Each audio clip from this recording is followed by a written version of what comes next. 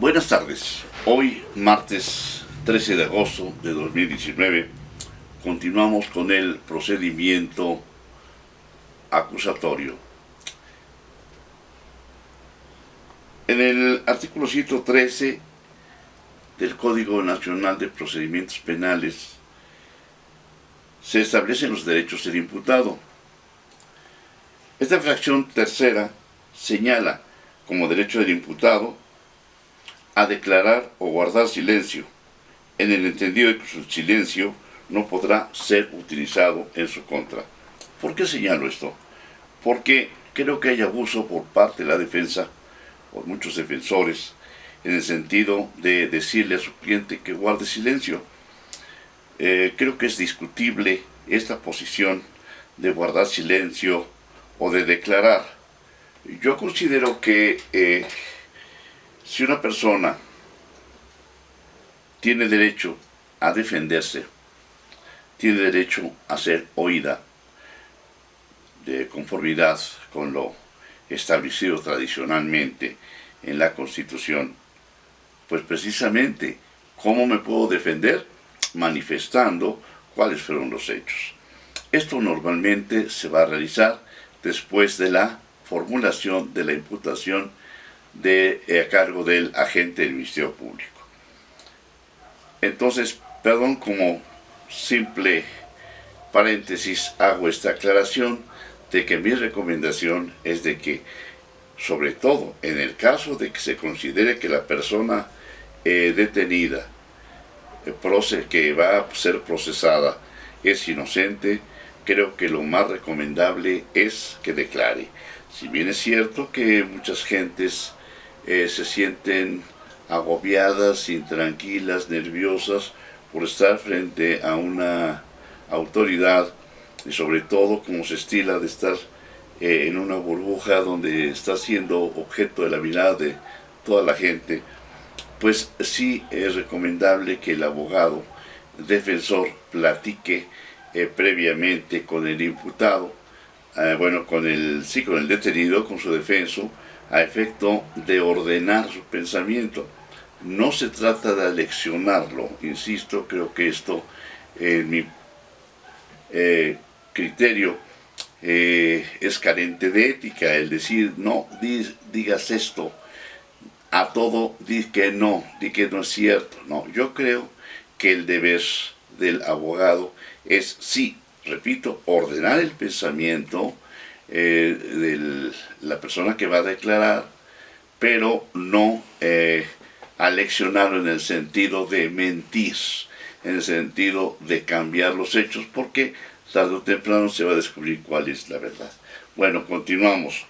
El artículo 311, por su parte del Código en cita, señala, una vez que el imputado esté presente en la audiencia inicial por habérsele ordenado su comparecencia, ya sea por haberse ejecutado en su contra una orden de aprehensión o ratificado de legal la detención, y después de haber verificado el juez de control que al imputado se le han leído sus derechos, el Ministerio Público, más bien le va a conceder el juez de control al Ministerio Público la palabra para que exponga al imputado los hechos que se le atribuye, la calificación jurídica preliminar, la fecha, lugar y modo de su comisión, la forma de la intervención que haya tenido en el mismo, así como el nombre de su acusador,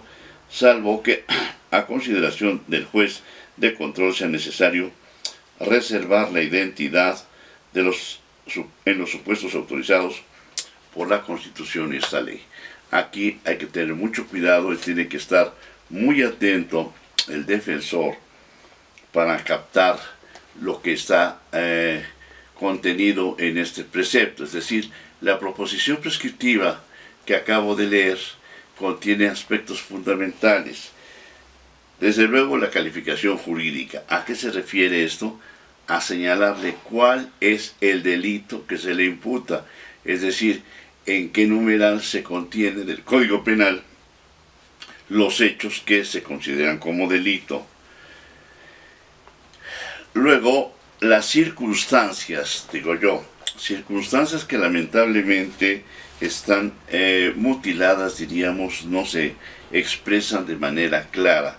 Si recuerdan ustedes, tanto en el artículo 19 como en el artículo 16 no se especifica con claridad qué requisitos deben llenarse.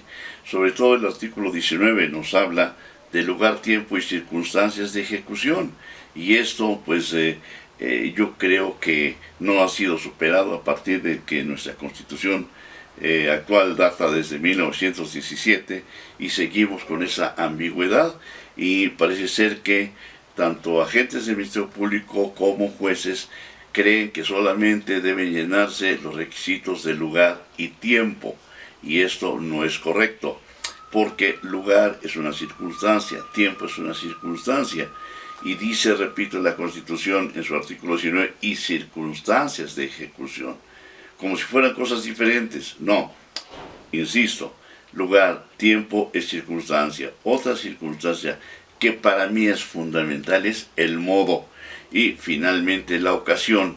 El Código parece ser que supera a la Constitución, pero nos deja todavía el caso de la circunstancia de ocasión.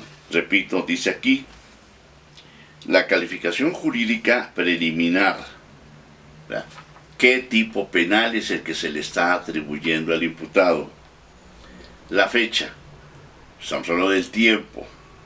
Lugar en donde se realizaron los hechos. Modo, esto es muy importante. Efectivamente, tiempo es hablar de esa temporalidad. El lugar responde a la pregunta ¿en dónde? Y el modo, que es muy importante, yo diría fundamental, y que siempre pasan por alto, no solamente los agentes del Ministerio Público, sino lo más grave, los defensores, que es el modo. Es decir, responde a la pregunta ¿cómo se realizaron los hechos? Luego viene la forma de intervención, es decir, si actuaron como autores, como cómplices, en qué modalidad. En lo demás, bueno, creo que es ya relativamente sencillo. Dice, el juez de control a petición del imputado o su defensor podrán solicitar las aclaraciones o precisiones que consideren necesarias respecto a la imputación formulada. Una precisión que debe anotarse, diríamos, es la que acabo de señalar. No quedó claro el modo, que aclare cómo sucedieron los hechos, porque no está precisada en esa imputación formulada. Después de formulada la imputación, el juez de control le preguntará al imputado si entiende y si es su deseo contestar el cargo. Si el imputado manifiesta su deseo de declarar, su declaración se rendirá conforme a lo dispuesto al Código. Es decir, si quiere o no responder ciertas preguntas que se le formulen, tiene derecho repito, a no responderlas. Cuando se trate de varios imputados, sus declaraciones serán recibidas sucesivamente, evitando que se comuniquen entre sí. Después de que el imputado haya emitido su declaración, el Ministerio Público solicitará discutir medidas cautelares en su caso y posteriormente solicitar la vinculación a proceso. Aquí es donde debemos hacer una pequeña pausa, porque piensen ustedes lo que acabo de señalar. Dice el artículo 313 en su primer párrafo: después de que el imputado haya emitido su declaración o manifestado su deseo de no hacerlo, estamos hablando en el caso de que haya declarado, el agente del Ministerio Público solicitará al juez de control la oportunidad para discutir medidas cautelares en su caso y posteriormente solicitar la vinculación a proceso. Posteriormente, ¿qué tan posteriormente? Enseguida no lo aclara la ley. Voy a seguir leyendo a ver si podemos disipar esta duda. Antes de escuchar al agente del Ministerio Público, el juez de control se dirigirá al imputado y le explicará los momentos en los cuales puede resolverse la solicitud que desea plantear el Ministerio Público. Antes de escuchar, repito, antes de escuchar al agente del Ministerio Público, el juez de control se dirigirá al imputado y le explicará los momentos en los que puede resolverse la solicitud que desea plantear el Ministerio Público. ¿Cuál solicitud? ¿La de vinculación a proceso o la de las medidas cautelares? El juez de control cuestionará al imputado si desea que se resuelva sobre su vinculación a proceso. En esta audiencia dentro del plazo de 72 horas o si solicita la ampliación de dicho plazo. En caso de que el imputado no se acoja al plazo constitucional ni solicite la duplicidad del mismo, el Ministerio Público deberá solicitar y motivar la vinculación del imputado a proceso, exponiendo en la misma audiencia los datos de prueba con los que considera que se establece un hecho que la ley señala como delito y la probabilidad de que el imputado lo cometió o participó en su comisión. El juez de control otorgará la oportunidad a la defensa para que conteste la solicitud y, si considera necesario, permitirá réplica y contrarréplica. Hecho lo anterior, resolverá la situación jurídica del imputado. Hasta aquí es perfecta la redacción. El problema viene enseguida. Si el imputado manifestó su deseo de que se resuelva sobre la vinculación a proceso dentro del plazo de 72 horas o solicita la ampliación de dicho plazo, el juez deberá señalar fecha para la celebración de la audiencia, que debe decir que resolverá su situación jurídica, pero dice audiencia de vinculación a proceso dentro del plazo de dicho plazo o de su prórroga. Nótese aquí que el legislador no se ciñe a lo que establece la Constitución, que debe decir lo que se señaló anteriormente, que resuelva sobre la situación jurídica. Pero aquí se da por sentado de que sea quien sea y como alguien dice, a nadie se le niega ni un vaso de agua, ni un auto de vinculación a proceso. Insiste, en el siguiente párrafo dice, la audiencia de vinculación a proceso deberá celebrarse, según sea el caso, dentro de 72 horas o 144 horas. Es decir, ya de antemano se está pensando que se va a dictar un auto de vinculación a proceso. O sea, esta equivocación que comete el legislador en el párrafo anterior insiste nuevamente en este párrafo. Repito, lo que debe señalarse es que debe resolverse la situación jurídica. La situación jurídica será ya de vinculación o de no vinculación a proceso. Dice,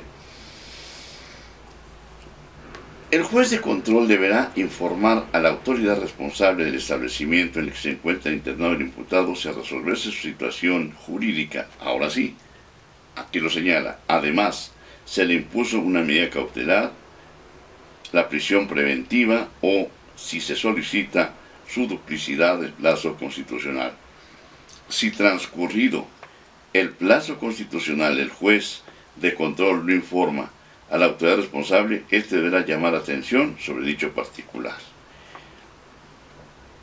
Dice, el imputado o su defensor podrán durante el plazo constitucional o su ampliación presentar los datos de prueba que consideren necesarios ante el juez de control.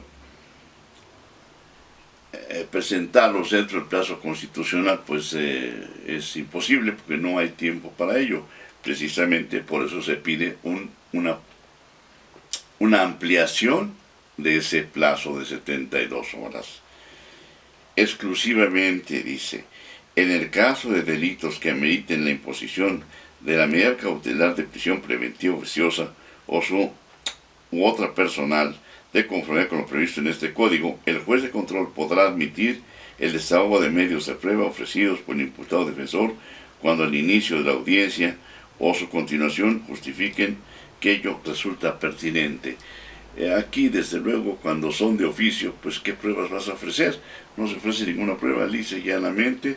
No es a petición del Ministerio Público, sino que de oficio el juez de control es el que dicta la medida cautelar consistente en la privación de libertad. La continuación de la audiencia constitucional, de la audiencia inicial, comenzará con la presentación de los datos de prueba aportados por las partes, o en su caso con el desahogo de medios de prueba que hubiese ofrecido y justificado el imputado o su defensor en términos del artículo 314 de este código. Para efecto, se seguirá en lo conducente en las reglas previstas. Aquí lo que yo quiero anotar es precisamente el tiempo, el momento en que debe pedirse la vinculación a proceso. Creo que hay audiencias en donde los jueces efectivamente resuelven sobre la vinculación a proceso o dejan que el agente del Ministerio Público solicite la famosa vinculación a proceso a pesar de que el imputado ha declarado, a pesar de que el imputado ha pedido la ampliación del término constitucional, a pesar de que el imputado ha ofrecido ya sea datos de prueba o medios de prueba que se desahogarán. Es absurdo que pida vinculación a proceso el Ministerio Público si no sabe ni siquiera qué pruebas se van a ofrecer.